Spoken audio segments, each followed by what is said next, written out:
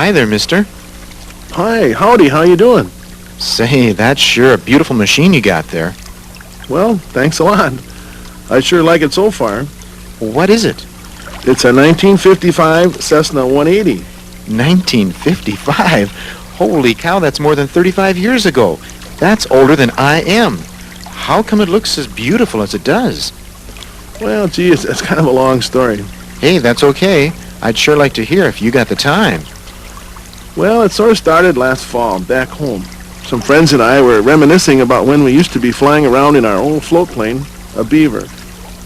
But someone made us an offer we couldn't refuse, and we sold it. We sure missed it. We were wondering if maybe we should get back into a float plane somehow. Maybe something a bit smaller. We were just kicking the idea around, and one of the guys mentioned he had just read an article on how the Cessna 180 made a good float plane.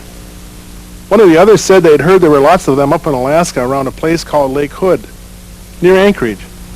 Well, we kept talking, and I up and volunteered to run up there and check it out. I said I'd bring back a report and we'd decide what to do next. They agreed, so off I went. Hi there, Jerry. Hi. How are you? Hi, I see you're going to Anchorage. Yeah, right. Going to go check out some Cessnas. Well, good. On bag to Anchorage. Thank you very much. Thank you. Have a good trip.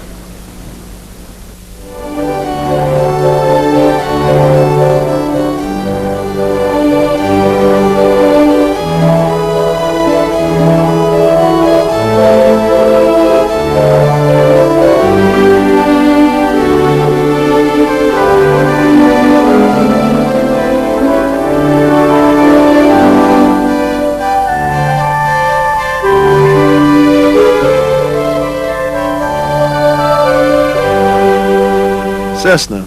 Now there's a long-time name in aviation. Clyde Cessna bought his first airplane in 1911. It was a copy of a Blériot 11.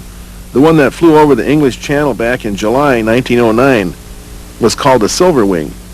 In 1913, he built one of his own modeled after the first, and another in 1914, and so on. These were mostly for exhibition flying. In 1917, he moved to Wichita and started a factory and flying school. The plane they made was called the Comet. In 1925, Clyde teamed up with a couple friends named Beach and Stearman. They formed the Travel Air Company. But they were mostly into biplanes, and Clyde was sure monoplanes were the way to go. So they had a friendly split-up. In 1927, he produced the Phantom. Then he began the well-thought-of A series. By 1929, he was into the D, and the DC-6 was making lots of news. Unfortunately, the Depression hit, production stopped, and the doors closed. In 1933, Clyde's nephews, Dwayne and Dwight Wallace, got the company going again. They started with the famous Airmaster series in 1934 with the C-34. Then in 1937, the C-37. Robert Cummings had one. They were approved for floats also. Here's one on some nice Edo floats. The C-38, C-145, and C-165 were in the Airmaster series also. But World War II was on the way, and civilian production was put aside. Cessna produced twin-engine trainers and utility planes, the T-50s. They were called the Bobcat. Some also called them the Bamboo Bombers because lots of wood was used, even the props on lots of them. Canada and the United States used them mostly. The Canadians called them cranes. Cessna also helped in the war effort by building glider and bomber parts. After World War II, they jumped full steam back into the civilian market, starting with the 120 and 140 in 1946, then the 190 and 195 in 1947, and the 170 in 1948. They made lots of airplanes. The company introduced the 180 in 1953, then in 1961 the 185. There were many others, 182, 206, 210, etc. And they got a 300 and 400 series of twins going up to the 441 Conquest, a turboprop. The Citation Twin Jet 500 series is the top of the line. The biggest single-engine plane they make is a turboprop Caravan. On floats, that's a sight to behold.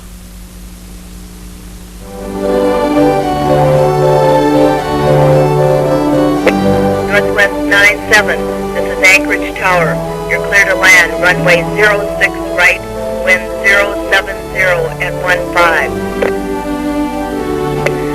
Okay, Anchorage, Northwest 97, clear to land. Thank you.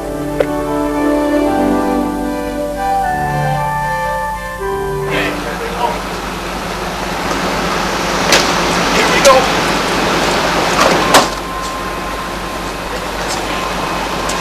Let's go.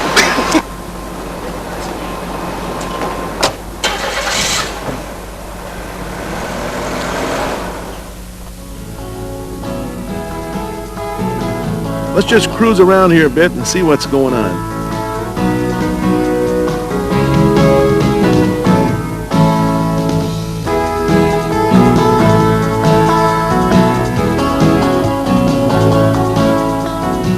Egads. I can't believe this. Look at all the seaplanes. I have a friend who would say this is like being let loose in a candy store. There's Cessnas, Pipers, de Havillands, and what have you all over the place. This is really something. I saw a place over here looks like their takeoff and landing area. Let's go take a look.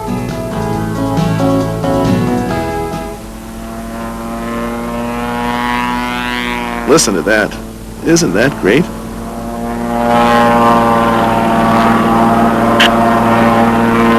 That's a circling takeoff. Oh dear.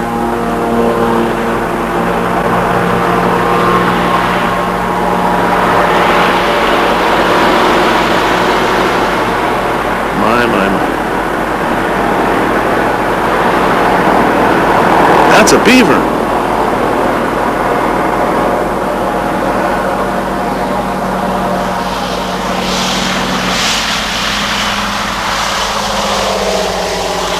Beautiful. Let's start to take off runway 3 on straight on.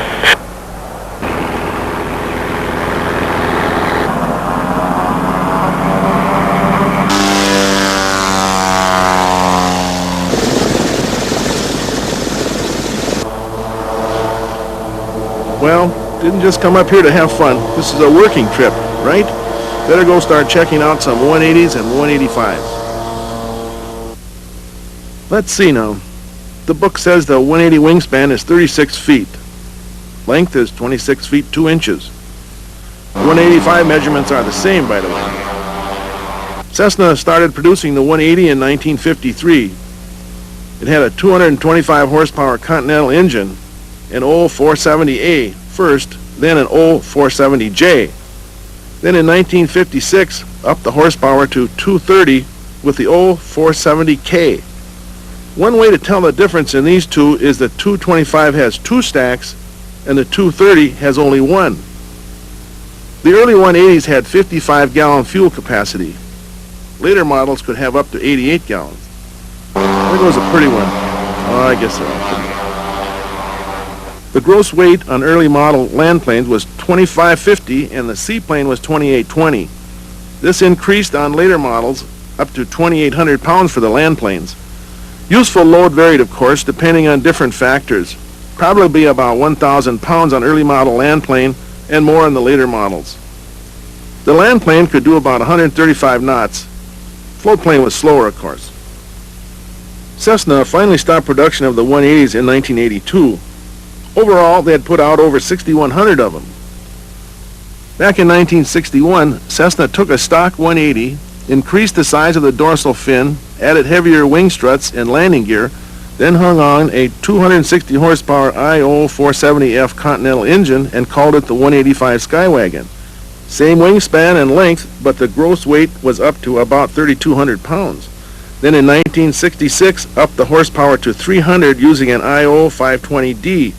This increased performance, of course.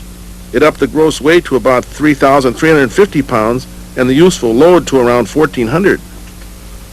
Cessna stopped production of the 185 in 1985. From start up to end, they had produced 3,859.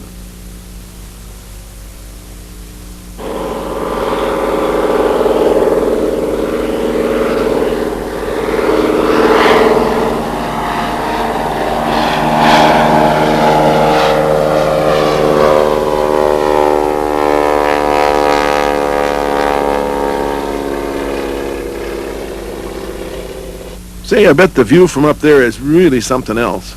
Maybe I'll give them a call and see what they say. Well, they said, come on up, so here we are. Man, you can really get a good look from up here. A fellow I met said there are 362 dry docks and slips around the lakes. That's Lake Hood on the left and Spenard on the right. They're connected by the taxi lane and the takeoff landing lanes.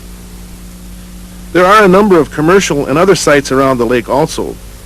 There are a total of 550 float planes, seaplanes, and amphibians using the place as a base, plus lots of land planes. That's the land strip over there. What a place. We met lots of nice, helpful people. Here I am with one of them, John Pratt, Jr. He's Alaska Director for the Seaplane Pilots Association. John's the one with the Lake Hood stats. He and some others did a study and found there are about 800 float planes and amphibians in Upper Cook Inlet area. They estimate another 500 in the rest of the state. There are 800 on the waiting list for slips at Lake Hood. They pay $25 a year just to be on the list. John got on the list in 1977, and in May of 1989 he was down to number 108. Good thing there are expansion plans for the lake. Here we're talking about water nicks on propellers. He's also explaining how propellers bend. I didn't know that. A couple other nice fellows who helped with information and tips are right here. They're doing a little maintenance on their 180. It's a 57 model on Ito 2870 floats. Has the steel wire cross braces. Here they're putting her back in. They really use it. Ralph here flies out and builds log homes out in the bush for people. The other fella is an electrician and also does some guiding. Another nice fellow who helped was this gentleman. He has one of the few homes on the lake. Here's his 55 180 docked in his backyard. See the two stacks? It's on Ito 2870 floats also. What a way to live. Well, better get back to reality and head home. The guys will be anxious to hear all this stuff.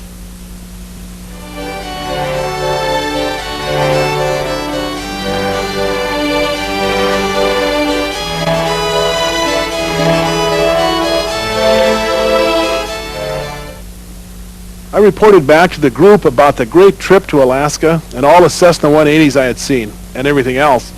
They asked lots of questions and looked over my photos and videos. Everyone thought about it, and we decided to look into getting an old one and getting her fixed up and on floats. They told me to get looking, so got out the latest trader plane and went to work to see what we could find.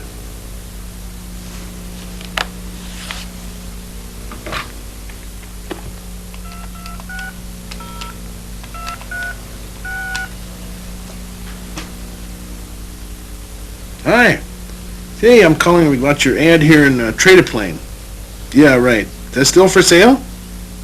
See, your ad said it needs a little work, huh? Oh, I see. Paint, too. Oh, I see. Interior the same? What? Oh, I see. No interior. Oh. See, but the ad says you only have a couple hundred hours on the engine and the prop. Is that correct? That's good. Do the radios work? Yeah, that's good, too. Well, we've been looking for something, that needs some work. Sounds like yours fits the bill. Say, the ad didn't say, does it have a float kit? No, huh? Well, I hear that can be added later. Yeah, I've checked on that. Well, I'll tell you what. I'll be down in a few days and take a look. Yeah, if it's like you say, it's a deal. Then I'll fly her home. Okay. I'll see you then. Okay, I'll call you that day. Okay, bye-bye. Okay. There.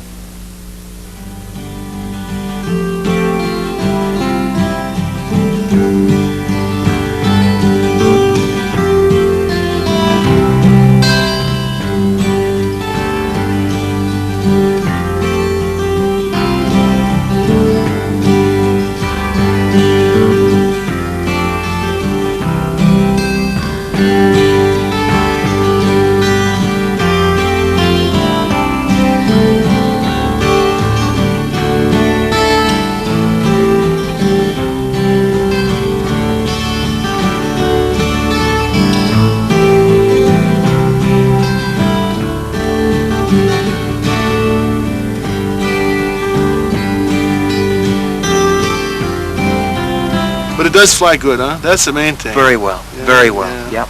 Well, We've really enjoyed it. Let's see. Let's do it. The deal is done. Shake. Thanks, Norb. Okay. We'll see if this son of a flies. Alrighty.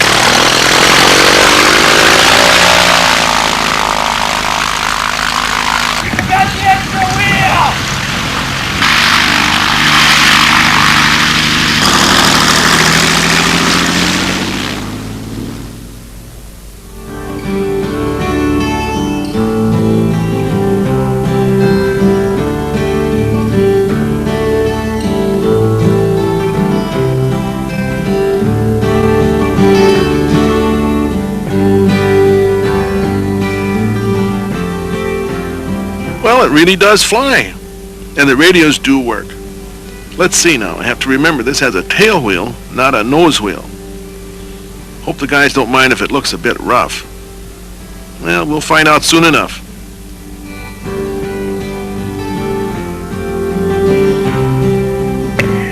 Welcome to Bismarck, 98 Charlie.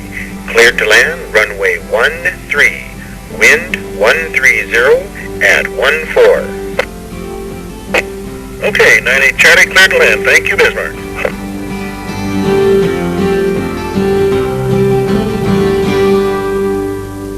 I brought old 9198 Charlie back to show the group, and after the initial shock, they agreed we could fix her up.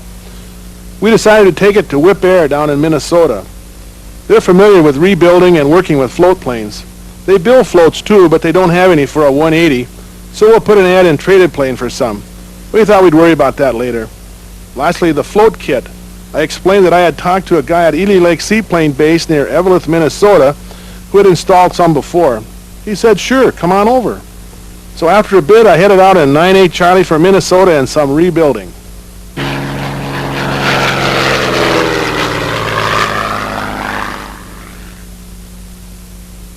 98 Charlie, contact departure on 126.3. Hey, we'll see you in the spring when you get fixed up and on floats.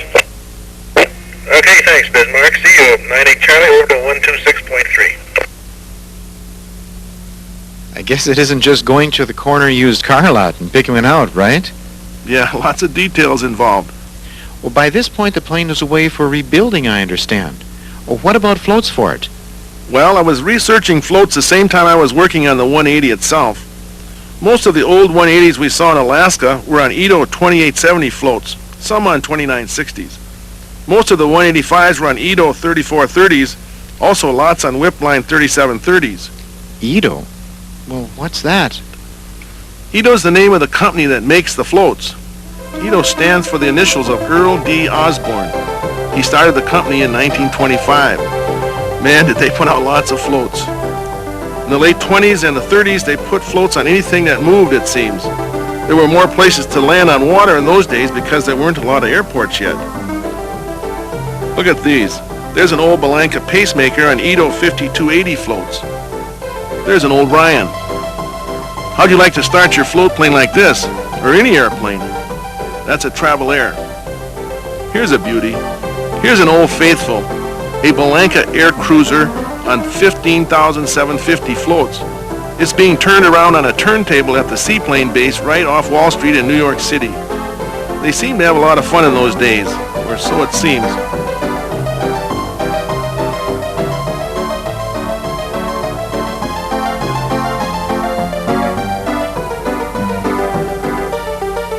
World War II came along and Edo kept making floats, including the biggest pair ever made in the United States. They were for a DC-3-C-47. When Cessna came out with the 180 in 1953, they put them on Edo 2425s. But in about 1958, the gross weight of the 180A was up to 2650 and Cessna wanted more float. So Edo developed the 2870. That's what we've got here. Edo later developed an A model of the 2870. It was the same except the water rudder controls and rigging were moved internal. Some of these with internal rigging had a problem with leaking, so in 1964 they did two things. First, they went back to external rigging. Second, the new 180G was out and had a higher gross weight, so they wanted more float again. They did this by adding another section to the back end of the 2870 and calling it the Edo 2960. Jay Fry, the Edo man, said they made about 2,000 sets of the 2870s and 2960s. Well, the upshot of all this is that from what I learned and the advice I got from friends, we decided on 2870s. They don't make them anymore, so it was back to trade-a-plane again. Only this time I was the advertiser, not the advertisee. Guy from Maine called, and we made a deal. We shipped them from there to Whip Air for a going over. Fortunately, I happened to be there when they arrived. We're down by the river at the Whip Air float building place. Here's a truck with my Edo 2870s. I was pretty excited. When they opened the doors and pulled the first one out, the crate looked kind of busted. The 2x4s on both ends were broken off. At first the float looked okay, but on closer look there was a fresh tear or hole in this one, right in front of the spreader bar hole. Looked pretty bad to me, but the men from the float factory here said it was fixable. Thank goodness. As long as I was down at the float factory, I thought I'd take a look at it. I couldn't get out to Edo's to see where they made 2870s, so thought I'd look at the Whip Air place. Whip Air doesn't make a float for 180s. They both make floats for 185s, though. Let's go take a look. Here's part of the front office crew. They sent us off to the shop. First stop was a machine shop where they cut out the parts and start the process from raw materials. This fellow takes the aluminum sheets and cuts out the shapes to build the bulkheads. And Jerry here assembles the parts and makes the actual bulkheads themselves. Then they're stacked here with other parts. They take the top sheets hanging here and put it on the jig thing on the floor there. The bulkheads are attached to the top and then the sides are riveted on. The next step is to put the bottoms on. They use a bonding process in addition to the riveting, and some places they're just the bonding. Really makes them watertight. To activate the bonding process and really tighten the joints, the whole float is put into the oven for a while. When the time is up, out she comes. After cooling, the finishing touches are put to it and it's ready for testing. Then she's painted, and finally the pairs are joined. Here's a pair of the new Whipline 4000s. Its Edo companion is a 3430. Both are for 185s, 206s, etc. Neat looking deals, right? Let's go up the hill to Fleming Field and see how the overhauling and rebuilding is going. I'm looking for Barry Johnson. Barry's a supervisor on the rebuilding and brought me up to date on the project. The old nose cone from the cowling was bent and had some holes worn in it. He was able to find a new one. That should really spruce it up. The door in the cowling for checking oil and looking around is also pretty bent and worn. Got lucky and found a new one of those too. Cost some, but still cheaper than building a new one ourselves. Whole new cowls are pretty expensive, at least a few thousand. So we're happy this one will work with the new door and nose cone. The muffler was in kind of tough shape, so sent it all out to get rebuilt and spruced up also.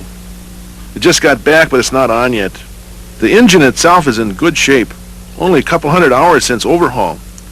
The guy on the 180-185 Club newsletter said it is without a doubt the most reliable engine Continental ever built. Its TBO is 1,500 hours. Same with the prop. Barry says this is the biggest prop we can put on this engine, so it'll work good for those seaplane takeoffs. The guy spent about 3 days getting the instruments out and the panel off and cleaning out the inside of the plane. They used a power hose to clear all the debris and stuff. Did the whole inside of the plane with it. The panel had the older style instruments, but we're going to put newer, updated ones. The same with switches and stuff. Putting new Cessna master switch and the key for the mags and starter together like the new ones. We're going to move everything around to more conform to modern panels. Radio's going over on the right where he's setting the racks in now. The seat track rails meet that AD about where, but it's kind of close, so we're putting in all new tracks to be sure as long as we're at it.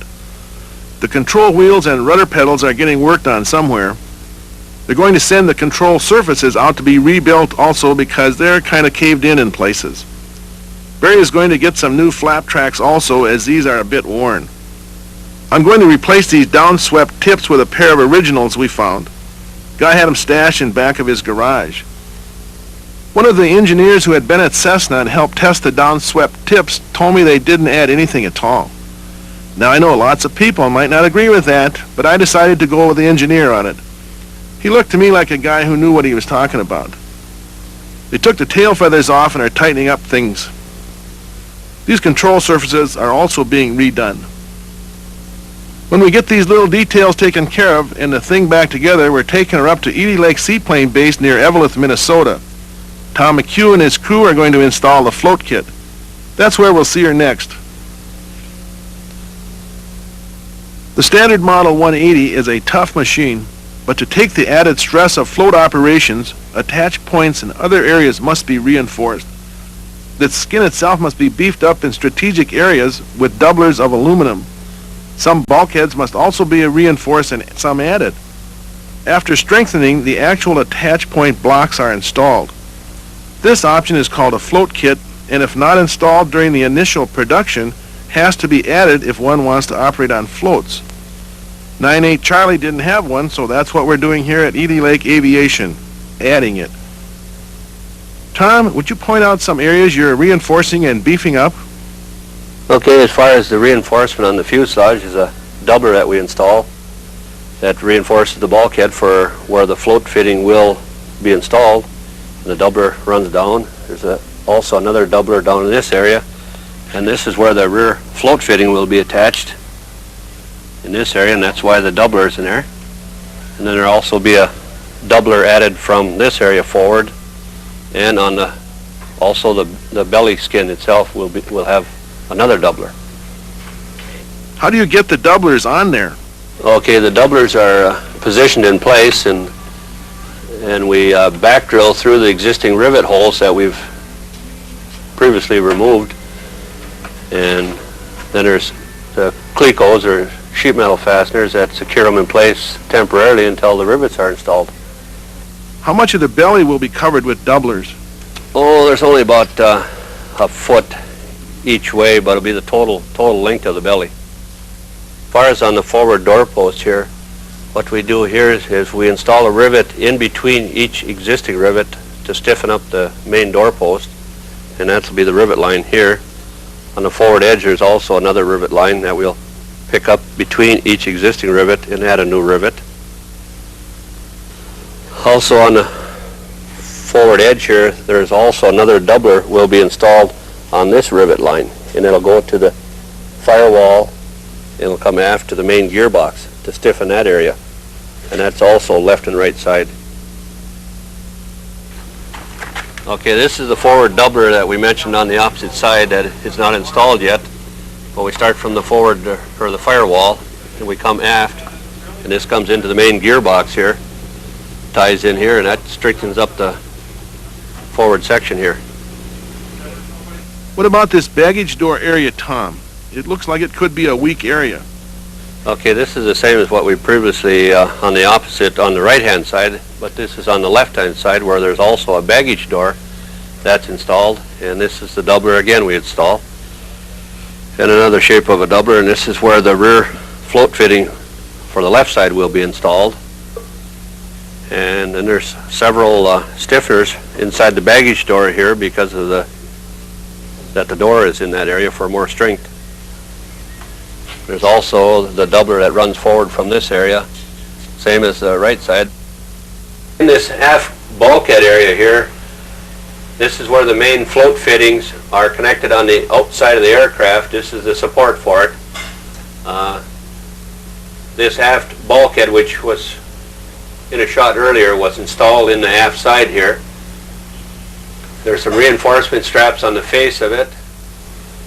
Underneath here there's an aluminum angle that runs the full width of the aircraft from left to right side. Also along the lower edge there's a aluminum angle, which is a stiffener, runs from left to right. Then there's some stringers that are installed here. We have a left and right side. We have what we call a half bulkhead that's installed left and right side for more strength. Also there's some short stiffeners, aluminum angles up and down. There's 4 of them across the aft side. Also the door jamb is of a heavier gauge aluminum that's installed. There's also more stringers installed in the belly farther forward from our main station where the float fittings are supported. They're installed in the belly in the lower side here. Lots of details. I saw these clecos on top of the wing. More beefing up? Okay, on the top leading edge of the wing here, we are also installing a rivet in between each existing rivet where the clecos are. A new rivet will be installed from the strut area and will be moved inboard. And this is only on the upper side of the wing that this is done to. To install these rivets, we have to drain all the fuel out of the wing tanks, or fuel cells, and roll the tanks up inside to buck up the rivets on the inboard side through the filler holes here. And also on the lower side of the wing, we have to install new inspection holes to work through for bucking up rivets when we install them. I saw these cross braces up in Alaska on some of the 180s. I found out they were first STC'd back in the 50s by Ben Whipplinger of Whipplinger Aircraft Company. That was the predecessor to our Whip Air, Inc. Well, after Tom and his crew get this done, 98 Charlie heads back to Whip Air for installing radios and interior. Then on to the paint place and getting the floats hooked on, and away we'll go. That's where we'll see her next.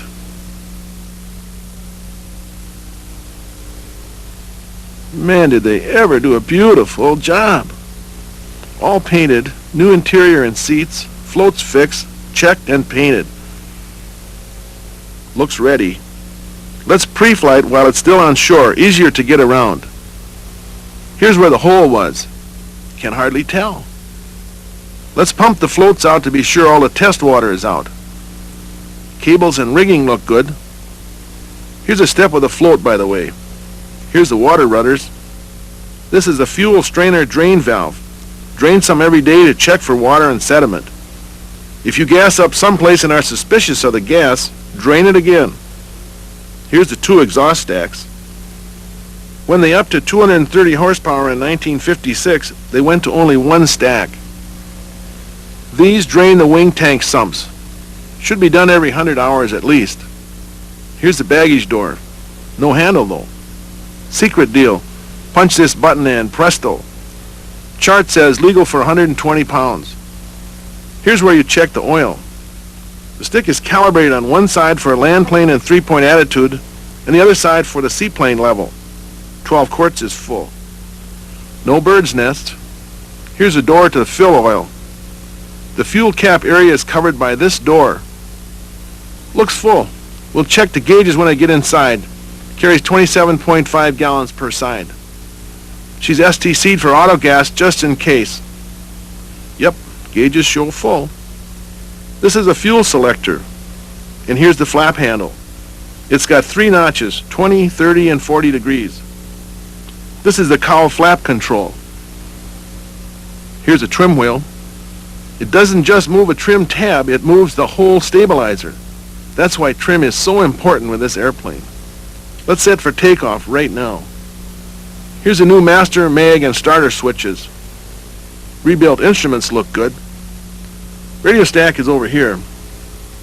He has a KX-155 Navcom, KX-8780F, Norstar Loran transponder with mode C, and an ISO 4-port intercom. Here's the cross bracing. Well, looks like she's A-OK. Let's put her in the water and see if she floats.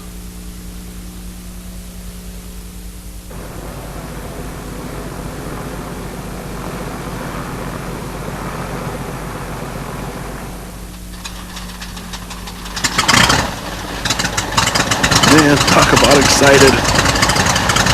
Going out and test things. If A-OK, we're out of here.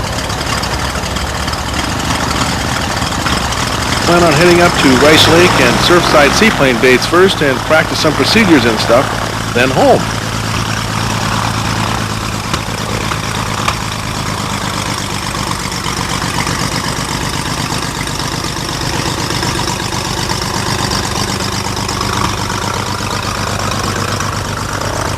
Let's see now. The oil and cylinder head temps are in the green. Let's get going. First we'll do the run-up. Stick back and check the mags. Check the prop. Sounds good. Last thing now is do the old car's flap check. They teach this at Jack Brown Seaplane Base in Florida. Good tool. C, carburetor heat. Good. A, area clear. Looks good. We'll keep an eye on that boat over there though. R, water rudders up. S, stick back. If you have flaps, you have to add that to your car's deal. So, flaps to the degree called for. With the 180, it's 1 notch, 20 degrees. Also, cowl flaps open and you're trimmed for takeoff. Okay, car's flap done. Here we go.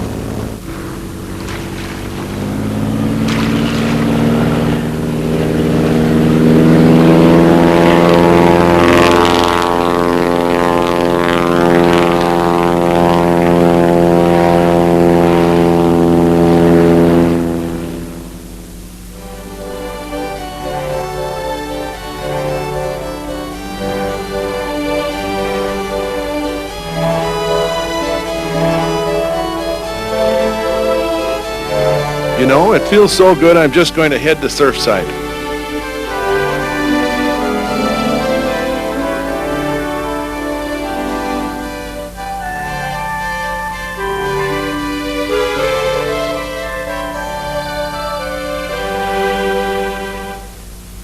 Range on this 180 varies, of course, depending on conditions, but as an example, at 2,500 feet with 55 gallons of fuel, gross weight of 2820, no wind and no reserves, if you use 22 inches and 2,200 RPM, the book says you will get 132 statute miles per hour and a range of 685 statute miles.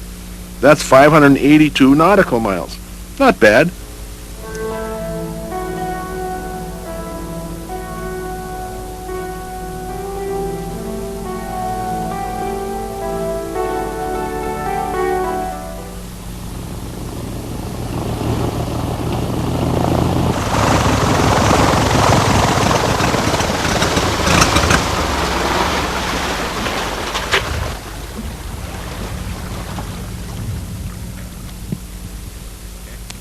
And here I am. Now you know how the airplane got looking so good. How'd you like to come along while I practice some procedures and things before I head home? Well, sure. Okay, let me just check these floats here and we're off. First thing we're doing here is taxiing, of course. The slow, easy one is the idle taxi. Just low power, stick back, and go. Keep the stick back so you don't get water nicks in the propeller. The turning axis is up front near the CG in this mode, and there's lots of side surface behind that point so you will weather vane into the wind. Another method is the plow taxi. Helps turn in windy conditions. Very useful tool. In this case, you bring up the power, but not enough to get on the step. Stick back to get the nose up. Water rudders are down. This puts the tail of the floats down and raises the nose. Now you have more side surface area forward of the turning axis because the turning point has shifted back a ways in this position. So now you will weather vane downwind, not into the wind. That's kind of a simplified explanation of how it works. But it works. Really useful in the wind. A must, in fact. Have to be careful with this because you've got high power and low speed. Good combination to heat your engine up, so watch the temperatures. Make your turns as needed. Also have to be careful because the nose is pretty high and this cuts your visibility way down. The last taxi method is to use if you have a long ways to go. It's called the step taxi. Just like it says, you want to get up on the step. Water rudders are up, power up, stick back, and then up and over onto the step. Then throttle down so you don't take off. Now you have to be careful if it's windy and you're step taxiing. Can be dangerous, especially if you're going downwind and want to turn upwind. So I just remember, DU not good, downwind to upwind not good. Well, the next logical thing is the takeoff. Do your car's flap check. Both wing and cowl flaps, remember. Area clear. Now, if you were at full gross of 2820 pounds at sea level and had a standard day and no wind, the book says you'd need 1,356 feet to get off the water. But if you had to get over a 50-foot obstacle, it says you'd need a little over 2,800 feet. Remember that now, especially for when we get to the landing numbers. Okay, water rudders up and let's go. Like the step taxi, throttle to the wall, stick back, then over onto the step. Only now don't pull the throttle back like you would with a step taxi. You get to feel the sweet spot on the step area here. Bit forward and you feel the drag. You bit back and you feel the drag again. But get right on the spot and she really slides along. Then when the plane feels like it's getting light, about 55 to 60 miles an hour, Little back pressure on the wheel and off we go. If there's a turkey farm or cows or something straight ahead, turn as soon as you can and avoid them. Now we're at a safe altitude, so throttle back to 24 inches and prop to 2350 RPM for climb. Flaps up slowly. Climb at about 65 knots or 76 miles an hour or so. Now for cruise, when you get to altitude, you could check the book. Let's try power to 23 inches, prop to 2300 RPM. Lean her out. Cowl flaps adjusted as needed, and away we go. This is really fun, but I'm supposed to be practicing, so I guess we better go back and land. Power back is needed and descend to altitude you want so you can look over your landing area and so on. Check the water, traffic, where you'll tie up, etc. So there are no big surprises. While checking the traffic, watch for boat wakes too. They can be dangerous. Hit a wake while you're on the step, either taking off or landing, is just like a little ski jump and can give you quite a toss if conditions are right. Check the wind too. Watch the water or maybe a windsock or smoke. Don't hurry. As long as you're in the air, you're in good shape. Now, if we use the same conditions as on takeoff, sea level, full gross, standard day, and no wind, we'd need only 700 feet of water run to get down. An over 50-foot obstacle, we'd only need 1,670 feet. Now, remember the takeoff ones? Well, they are more, so be careful. You could get stuck in some small lake and not get out, except maybe in pieces or by helicopter. Okay, you've checked the area and the wind and made a plan. Start to set up by slowing down and get speed in the white arc. That's 100 miles per hour or less with this machine. Lower one notch of flaps and start to trim. And you can do cars flap here too, just like on takeoff. On base, can go to second notch of flap and slow some more. And turn final. Keep power needed and slow down to 65 to 70 miles an hour. Trim, very important, especially in the land plane, but also here. Full flaps when all set. When a little off the water, just a bit of back pressure on the wheel and touch down. Then as you hit and slow down, bring the stick back to keep the nose of the floats and the prop out of the water. When slowed down, put the water rudders down, and now you're a boat. Have fun, right? Let's go again. All set, let's go. Now that was a nice normal landing, but we better practice a very important type of landing now. That's the glassy water landing. Very important. You see, if the water's still and glassy, no wind and really still, you can't judge your height above the water. It's really tricky. And it can be dangerous if proper procedures aren't followed. So you really have to set up for it. Go through everything just like a normal landing. Cars, flaps, etc. Then get some estimate of your height, somehow. Approach over the edge of the shore as close as you can safely, or by a boat. Then set it up. Get constant speed and attitude. Bit nose up, and remember to keep it trimmed. And a constant rate of descent, about 200 or 300 foot per minute. This will vary somewhat with different float planes, different loads, different temperatures, etc. But get a constant attitude and a constant rate of descent. With this 180, it's about 16 or so inches. Set your RPM full in case you have to go around, and get about 250 or 300 foot per minute rate of descent. Once you're set up, watch your instruments. Don't try to look out and judge the instruments. Attitude and rate of descent. Do whatever you have to with your throttle, elevator, and trim. Just maintain your attitude and rate of descent. Then you'll hardly know when you hit the water. It's really soft. But when you do, throttle closed and start bringing the wheel back just like a regular landing. When you're slowed down, get your water rudders down. Keep the stick back, remember. Great fun. Well, I guess that's enough for now. I better gas up. Then I'm going out and find some rough water and practice some of that stuff for a bit. Want to come along? Sure. Sounds exciting. The goal here is to get to takeoff speed as quick as possible to subject the plane and floats to as little pounding as possible. And don't forget the car's flaps check. If the waves have you pitching up and down, be sure to advance the throttle on the upswing. Don't want to dive into the crest of a wave on a downswing with the prop going full bore. You'll get on the step pretty quick because of the wind and waves. Now, once on the step, carry the nose just a bit higher than normal. Not a lot. That just slows you down. The bottom of the floats will be hitting the waves and just prolongs the pounding. If just a bit higher, the bow of the float will cut through instead of slamming into the waves. As soon as you get flying speed, pull her off. Then kind of stay in ground effect and gain a bit more speed. And downwind takeoffs with big winds are really dangerous. Just say no. With rough water landings, the goal is the same. As little pounding and stress as possible to both the plane and pilot. Land in the smoothest area possible. If it looks too rough where you want to land someplace else. Maybe a protected cove or bay nearby. Maybe the downwind side of the lake is really taking a pounding. That means the upwind side is probably relatively smooth. Maybe land there and wait. And remember, in a deal like this, you're safer in the air, so take your time and really figure it out. With high winds, be sure to land into the wind. You want to land as slow as possible, but don't do a full stall landing. This would put the plane in a nose-high attitude, and the bottoms of the floats will smash into the crests of the waves. Better, carry a bit of power on the approach and hit water in a relatively flat attitude so the floats will cut through the waves. This will make it easier on both you and the plane. Pay attention to the tips and don't let them dig in. After you hit, cut the power and don't prolong the pounding. Now you're a boat again.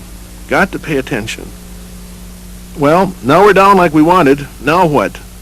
It's probably too windy to turn safely. What to do? Well, you use another one of the fun techniques of float plane flying, sailing. It's been about 7 months since I've done this, so I like to review in my mind what tools I have to work with. There's the wind, of course. I'm going to use that as my power.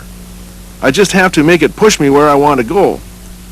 Next, I have the rudder. This is a main tool for sure. But I have to remember here a primary rule in float planes. The water rudders must be up while sailing backwards. If they are left down, the air rudder and the water rudders just work against each other. So if you want the tail to go to the left, as in this case, that means you want the nose to go to the right. So, push right rudder, and this will push the nose to the right and the tail to the left. Now, if we want some help in this sailing turn we've got going here, let's drop the right aileron. And this will help push the tail around more to the left. That's left wheel or stick in this case, correct? So, easy to remember.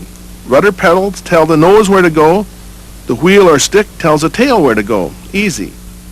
But that's not all. Say we want to go even more to the left or right with our turn. Open the door on the opposite side of the turn. The wind will push it and cause the turn to increase. Going straight back, it will accelerate you if you open both doors. And if you want more push, lower the flaps some or all the way, whatever you need. And you might just get really zipping along. So if you had stopped your engine, be ready to start it if you get going too fast backwards. What if no matter what you do, you end up sailing into the wrong area, or you're off 15 or 20 feet or 15 or 20 yards? Well, don't forget, you've still got that engine. If you had stopped it, start it up, and now you're not sailing backwards. So now, lower your water rudders. Now with the engine, the wind, and the water rudders, you can sail sideways. Pull up a bit if you need to, and adjust the throttle enough to counteract the wind's backward push and sail sideways. This is really fun. You know, I really enjoyed your coming along while I practiced and reviewed some, and I'm getting used to this great Cessna 180. But my partners are probably getting anxious to see this too, so I better cut out and head home. So thanks again, and I hope we meet again someday. Me too. So long.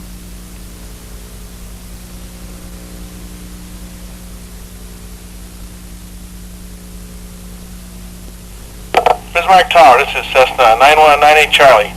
I'll be landing on the river south of Bismarck Avenue Bridge. Welcome back. 98 Charlie. Looks good. Landing on the river is at your own risk. No reported traffic. Wind 150 at 10 knots. 9198 Charlie, thank you. Good to be back. Well, the group is really happy with the way our project turned out. Looks good, feels good, flies nice, and is really good on and off the water. We're busy now deciding who goes first and where to go. Lots of ideas, lots of fly-ins. probably to Canada a few times, and who knows, maybe up to Alaska. It's been a real fun project, and we're all really looking forward to the summer.